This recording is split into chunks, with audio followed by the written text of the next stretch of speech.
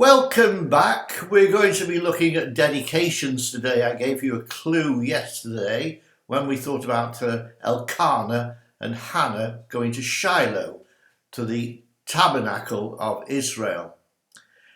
That was a godly dedication.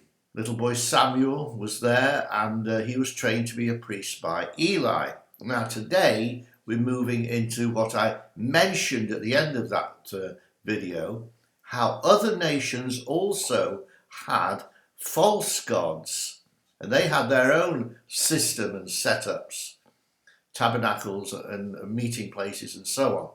And they had priests and high priests. And if in the past one of your ancestors was, what about, this could have been, what if one of your ancestors was a priest or a high priest in one of these temples? A temple to whom? Well, there's Moloch. Moloch was renowned, or is renowned, for wanting blood.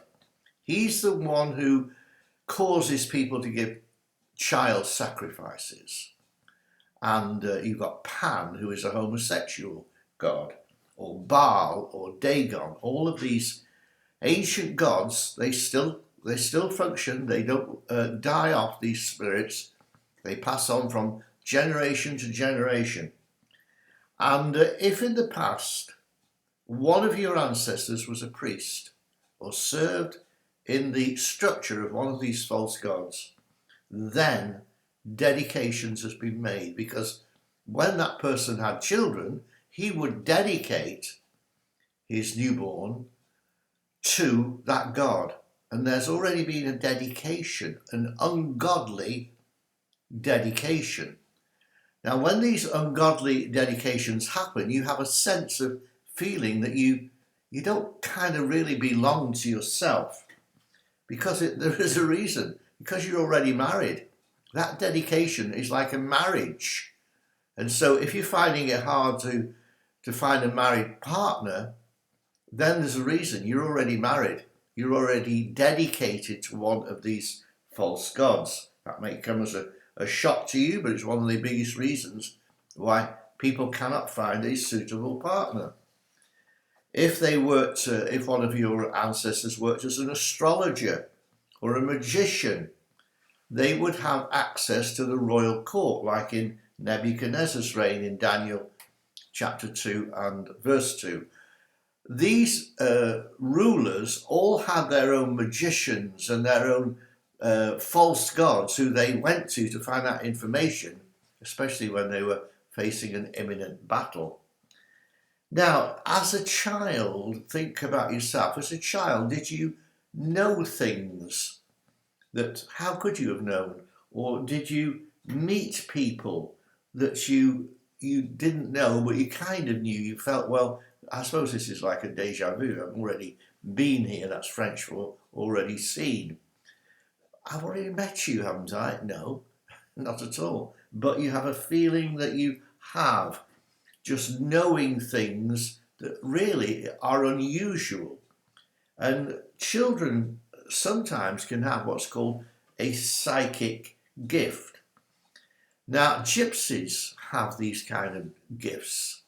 They're in their own community, and in their bloodline, in the bloodline of gypsies, are demonic portals which have been opened. And I remember when my mum was at home, if the gypsies came round, she'd close the door quickly. She wouldn't have them in the place. And gypsies have a particular gift. They're in communities and they have their churches, but there's something kind of different about them to make them stay on the road and live in their communities. They can avoid tax and so on. But there is a psychic gift in the bloodline from demonic portals that have been opened. If your ancestors were involved in sexual perversions, being male or female prostitutes at these establishments, could be, and if they were prostituted at these establishments, these false gods, their temples, their tabernacles, their meeting places, then their growing children will have gender issues. My, is that not a problem today? What gender are you? Well, do you feel like a boy? Do you feel like a girl? You know, you must follow what you feel, all this nonsense. There are gender issues if there was sexual perversion in the past because of being a prostitute in a false god's temple. Also, children of a very young age may, be interested in pornography, may, in fact, if they've seen you watching pornography on the internet or somewhere, they may say, "What's that, Daddy?" or "What's that, Mummy?"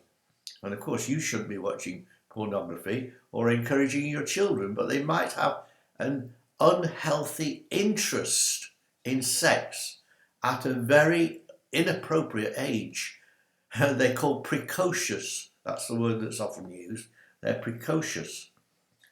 And those children are also subject and can be kind of attractive to paedophiles, to child molestation. You know, a man who is a paedophile, he can sort of sense, I suppose, he can sense children which are open to advances for a sweetie or something like that.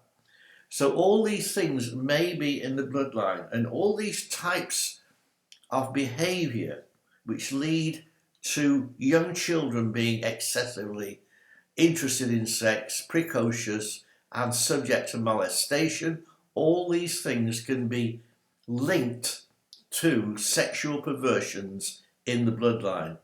People who have served in temples and so on and have made dedications, evil, unclean dedications of their children to one of these gods like Moloch or Dagon or Pan or Baal. Those are the kind of gods, or they're gods, they're demons. So that's another thing we've got to think of, giving you some clues as to how you might sense or guess that there might have been something in your bloodline, or if you're ministering to others, that there may be something in their bloodline that needs to be cleared up. Ungodly dedications need to be dealt with.